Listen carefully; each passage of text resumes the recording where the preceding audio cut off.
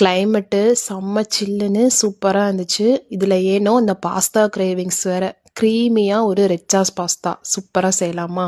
அதுக்கு ஃபஸ்ட்டு பாஸ்தாவை வேக போட்டுக்கலாம். இன்னொரு பக்கம் பன்னீர் ரெடி பண்ணுறக்கு பாலை ஊற்றி வச்சிட வேண்டியதுதான். இதுக்கு மெயின் ஐட்டமே இந்த ரெட் கேப்சிகம் தான். இது ஒன்று எடுத்துக்கலாம். பேனில் பட்டர் போட்டு கட் பண்ணி வச்சுருக்கிற ஆனியன், கேப்சிகம் நல்லா அந்த பட்டர்லேயே வதக்கிடணும். கொஞ்சம் வதங்கினதுக்கு அப்புறமா ஒரு கைப்பிடி முந்திரி, செஞ்சு வச்சுருக்கிற பன்னீர், 1 ஸ்பூன் சில்லி பவுடர் எல்லாத்தையும் போட்டு நல்லா ரோஸ்ட் பண்ணிவிட்டு ஆற வச்சு மிக்ஸி ஜாரில் போட்டு நல்ல ஒரு ஸ்மூத் பேஸ்ட்டாக அரைச்சி கொண்டு வந்து வச்சுக்கலாம். இன்னொரு பேனில் கொஞ்சம் தாராளமாகவே பட்டர் போட்டு இந்த அரைச்சி வச்சுருக்கிற பேஸ்ட்டை ஊற்றுனோம்னா பார்க்குறக்கே செம்ம க்ரீமியாக சூப்பராக இருந்துச்சு. அதுக்கும் இதில் நம்ம சீஸு எந்த க்ரீம் எதுவுமே ஆட் பண்ணல. ஆனால் சூப்பராக இருந்துச்சு பார்க்குறக்கே.